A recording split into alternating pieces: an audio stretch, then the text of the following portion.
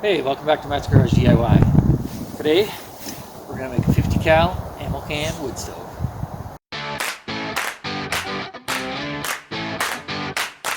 So this is something I've been wanting to build for a while. I've been putting it off. Today is minus 30 Celsius, that's about minus 22 Fahrenheit. But this is a good day for an inside project. So a stove like this isn't going to heat your log cabin all winter. But if you got a little ice fishing hut that you want to heat for the day, or maybe you're doing some spring or fall camping, I think something like this would be a pretty good option. I've seen a few different people make these, so wanted to give it a try. So let's get started. All right, so back inside, it's a little bit warmer. Been taking a look at my ammo can here, trying to figure this out. I figure I've got sort of 5 main steps that I need to work through. Step 1 is going to be the lid, removing the handle. I like the idea of having a handle, so I may try to just move it, but I do want to be able to cook on the top of this as well. I've got to cut a hole for the chimney. And then on the back side, obviously that rubber gasket has to go and needs to be replaced with some sort of fireproof weather stripping. Moving on to the ammo can itself, going to need some legs, then a door, cut out the door, make a door. Figure that's probably going to be the most technical part. And as we get to the inside, I don't know if you can see that line that I've drawn there. I'm going to put a baffle inside this. I'm doing a little bit of research on wood stoves, having a baffle in there and making the smoke sort of work an S shape through the stove itself. It's supposed to make it burn a little bit more efficient. And on the bottom itself, I'm going to put some sort of grate or mesh, protect the bottom of the stove, also help some airflow up under the fire. And then lastly, of course, would be some sort of chimney. Let's get to it. Just going to drill out the little spot welds. We'll take the handle right off. We'll look at reattaching that later.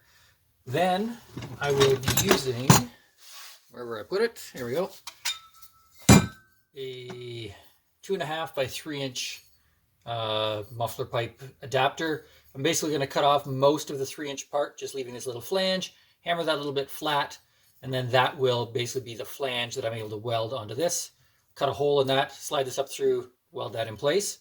And then from there, it's just taking a bunch of these old chunks of pipes that I have, of exhaust pipe, some additional 2.5 to 2.25 adapters, and I'll build a little chimney.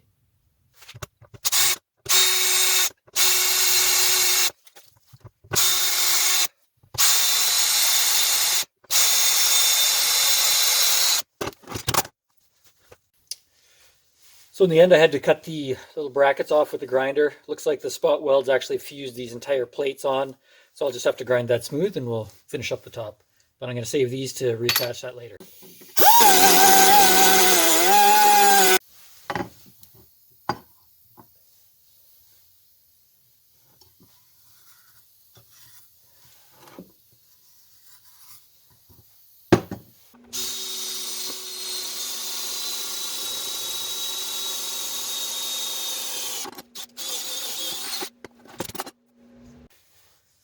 Now that all the holes are drilled, I'm going to chisel that out and then just touch it up with my little die grinder. So the holes cut out and all cleaned up.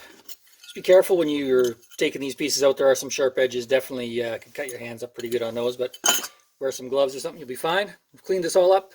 I've also made my flange that we were talking about earlier. I've just basically cut off that muffler flange and then flattened this edge out a little bit more. Put that through. That will be the base mount for my chimney. Backside looks like that. So I'm just going to weld that all up, and yeah, then we'll move on to doing the gasket next.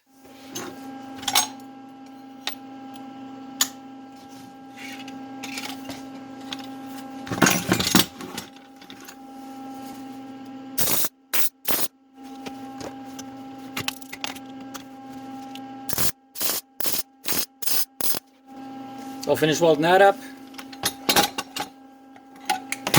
Same on the outside, and just about done.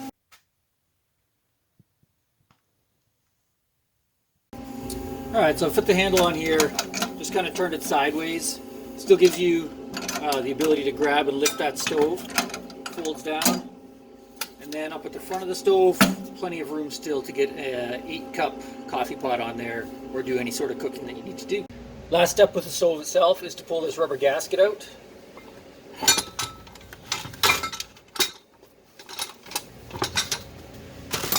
I'm going to then replace that with, this is some 5/8 wood stove fireproofing or gasket. Put that in here. I've got some stove and gasket cement.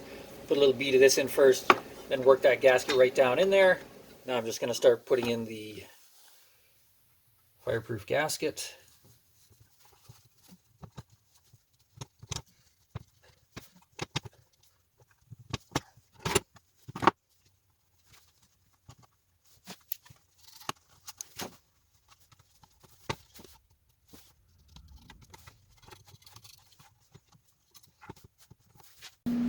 So I've marked out my door opening 3 3/4 by 3 7/8. That leaves an inch on these three sides and only about 3/4 of an inch across the top. As well, I'm going to cut this out with my grinder. After I have that cut out, I am going to touch those edges up with a file. You don't want any sort of sharp edges or burrs in there, definitely as you're reaching in there to put any kind of wood in. After that, start making the door.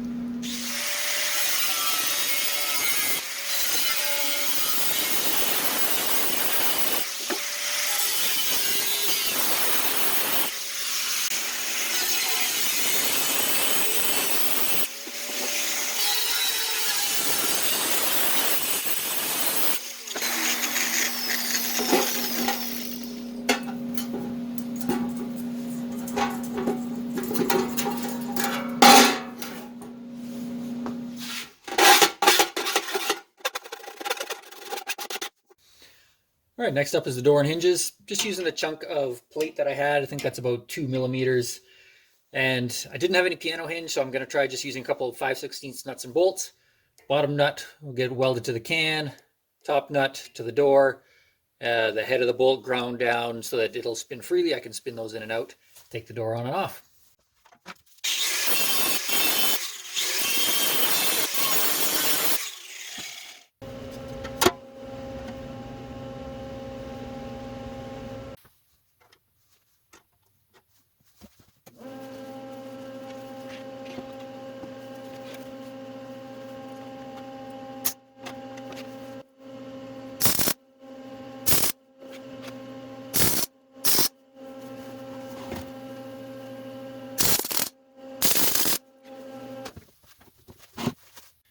All right, so the door is loosely tacked in place. As you can see right now, it does rotate but doesn't open. I'm just going to thread these 2 bolts out, then grind off some of the corners of the nuts. Then that door will swing or action freely. All right, so I've just done a little bit of grinding and filing. The door is now hinging. It's still a little bit stiff. As you can see, it's still kind of binding a little bit on some of those corners.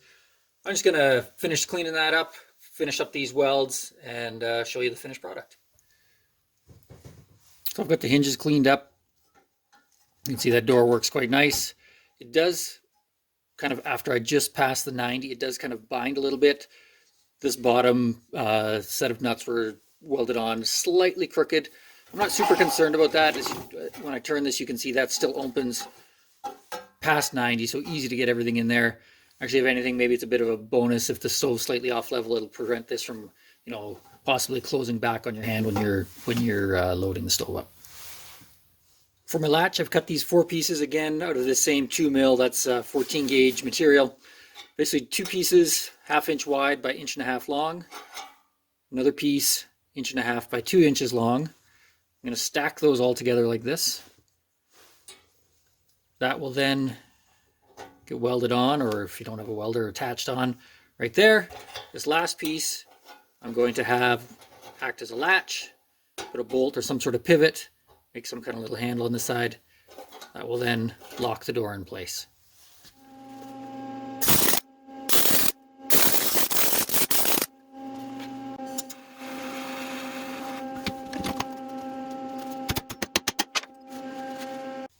Now I'm going to test fit the latch.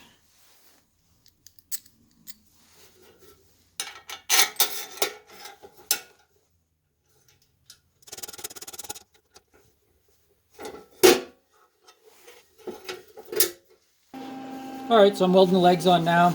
Basically, I've set my ammo can up on a chunk of 2x4. I want roughly 1.5 inch slope out towards the sides. So I'm using that to sort of preset that distance. They're all the same.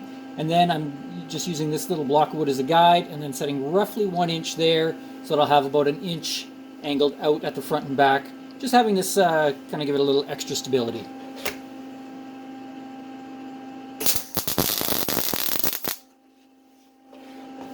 So I'll finish tacking these all on, and then I'll go around and weld them complete.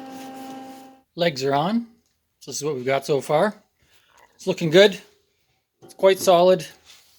If you end up on a surface that's not completely even, the advantage of having these being threaded in is that you can easily twist the legs in or out to accommodate sort of any sort of surface that you're sitting on. Now for the damper on the front, I'm going to do very similar construction to what I did for the handle. Basically, I'm going to drill 2 3/4 inch holes with a center pivot point. I'm just going to cut another piece of this 14 gauge, have a piece that covers the whole thing with a little handle on the end that I can just move up and down and control the airflow.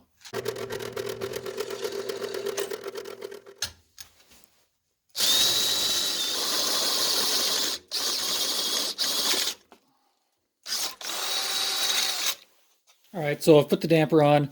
Exact same principle as what I used for the handle. Going to tack that nut on the back just like I've done for the handle pivot.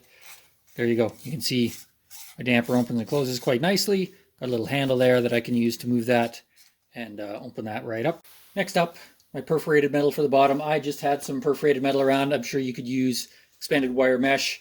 This actually it's 18 gauge, but with all the holes it may be too flimsy, but we're going to give it a try. Cutting it off at 10 3/4. Inside my can is actually 11 inches. Want to give myself a little bit of room. Cut that off at 10 3/4, and then I'm going to bend the legs down, probably give myself 1/2 to 3/4 of an inch airspace underneath the fire.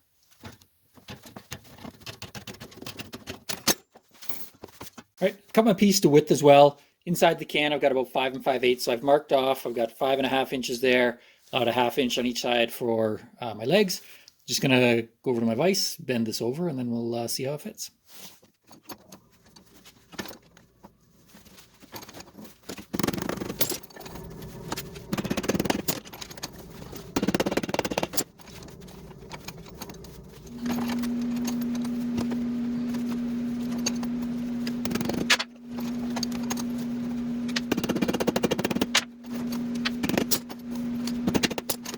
All right, ready to test fit my shelf.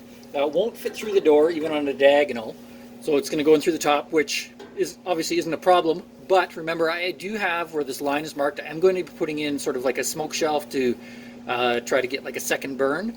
So I just want to make sure that as I'm sliding this in, at no point will my base screen kind of pass that line. If it passes that, then obviously I'm going to have to adjust something because it won't fit in. But as you can see, clear's no problem. And then when I come over and look inside the can, nice tight fit. So now for the baffle or the smoke shelf, I've just used a piece of 22 gauge tin that I had, notched out the back corners, in part because of the round, but also any kind of wood stove can get creosote building up inside. If that runs down, I don't want that necessarily collecting on the shelf, so I'm leaving a bit of space that can drip out, run into the fire, and just be burned. So put my shelf in. I'm going to go 1 inch at the front, 1 3/8 at the back, so that there is a little bit of a natural slope to this. Just got to tack this in, and the body of the stove is basically done. All right, final piece of my construction is the damper in the chimney. Using a 1/4 inch stove bolt, I'm going to weld a couple nuts onto my flapper and then just use a wing nut or a butterfly nut on the other end to adjust it. I'm going to make sure that this is orientated in the same direction as the flap, so you always know how open or shut that is. As well, if need be, I'll be able to add in a little spring just in between the head of this and the side of the pipe. You can see I've drilled my 1/4 inch holes on opposite sides. Weld that up.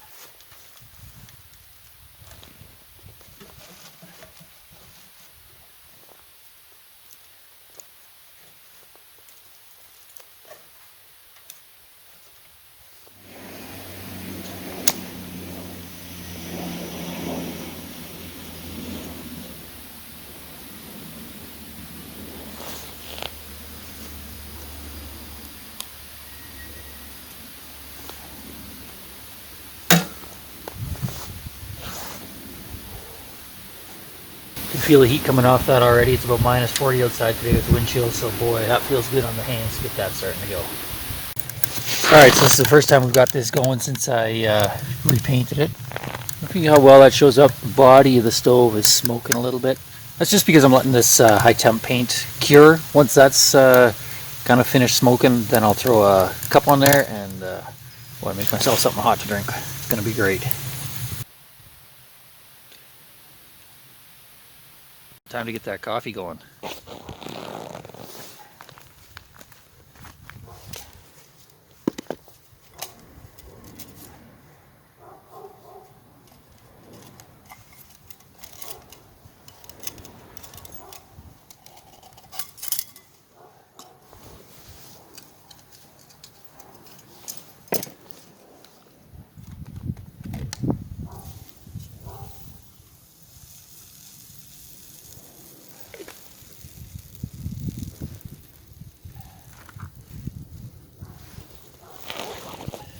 See how long that takes to boil.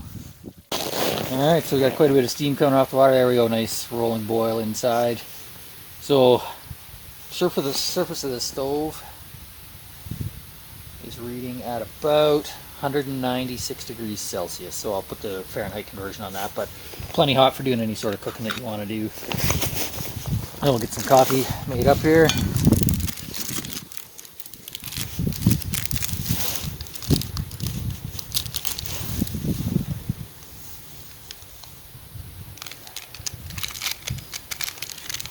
Just using one of these Nescafe. It's like instant coffee with cream and sugar already in it.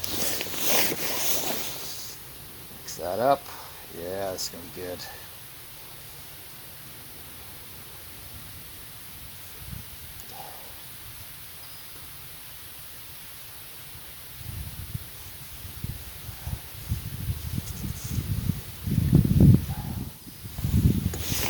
Thanks for watching my video. Be sure to click the like and subscribe. It's been another year of Matt's Garage DIY, so Merry Christmas and Happy New Year.